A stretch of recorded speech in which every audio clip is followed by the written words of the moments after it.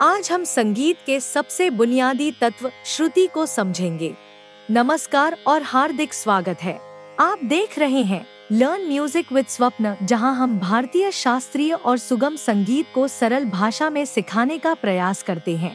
इस चैनल पर आपको मिलेगा रागों की विस्तृत जानकारी, अलंकार और रियाज की आसान विधियाँ, लोकप्रिय गीतों की स्वरलिपि और सीखने का सरल तरीका। आइए मिलकर संगीत की इस खूबसूरत दुनिया की यात्रा शुरू करें। बिना श्रुति के स्वर की कल्पना नहीं की जा सकती।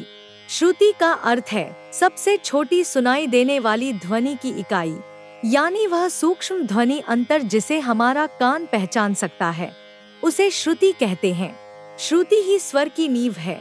जब कोई गायक बिल्कुल शुद्ध स्वर गाता है तो कहा जाता है कि उसकी पकड़ श्रुति पर मजबूत है। उदाहरण के स्वरूप, तानपुरे की आवाज को ध्यान से सुनिए।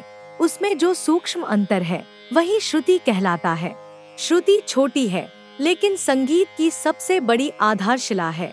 आज हम संगीत की सबसे गहरी नींव श्रुति के बारे में विस्तार से चर्चा करेंगे।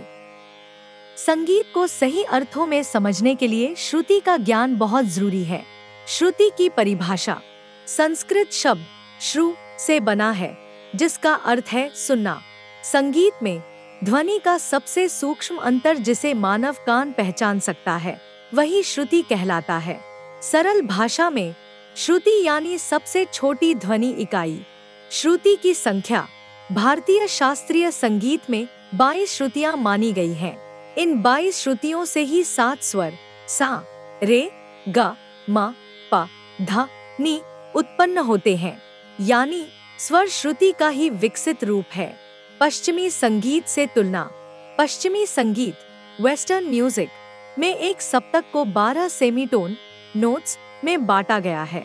भारतीय संगीत में वही सप्तक 22 श्रुतियों में विभाजित है, यानी भारतीय संगीत और भी अधिक सूक्ष्म और गहन है।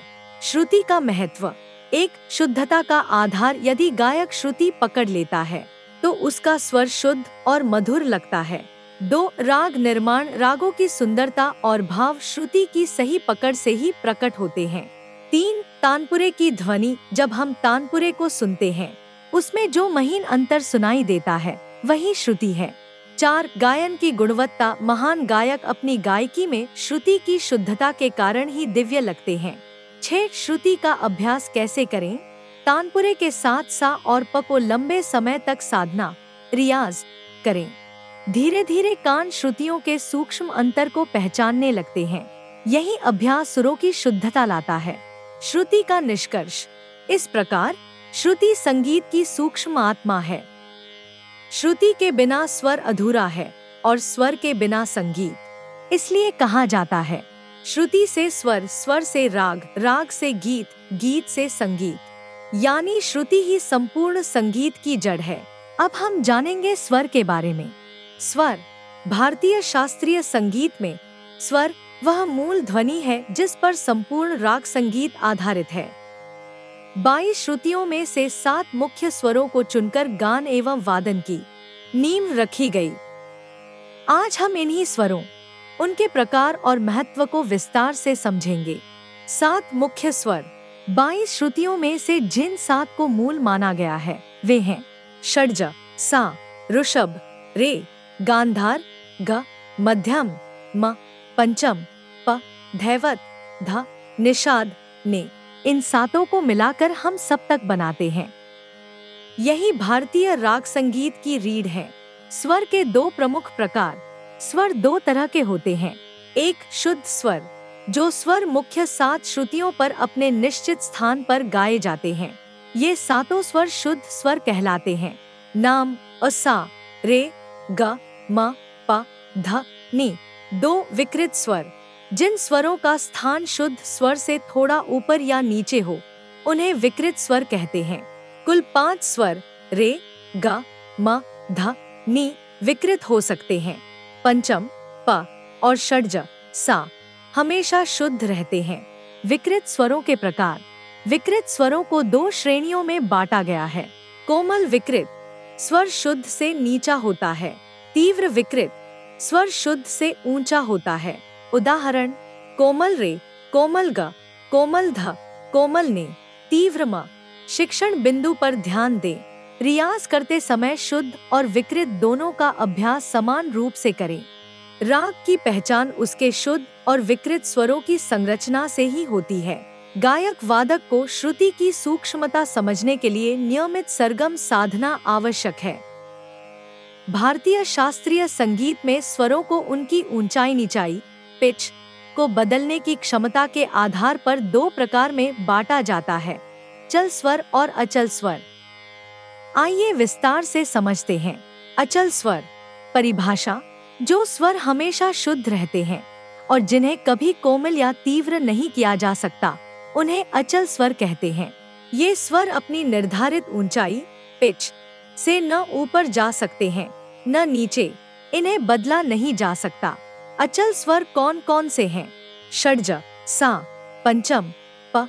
उदाहरण, किसी भी राग में सा और प हमेशा शुद्ध गाए जाते हैं, चाहे आप राग यमन, दरबारी कान्हड़ा या भूपाली गाए। सा और प कभी कोमल तीव्र नहीं होंगे।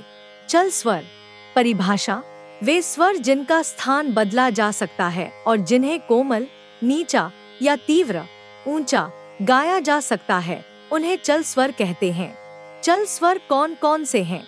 ऋषभ, रे, गांधार, ग, मध्यम, म, धैवत, ध, निषाद, ने। परिवर्तन के प्रकार, कोमल, नीचा, रे, ग, ध, ने।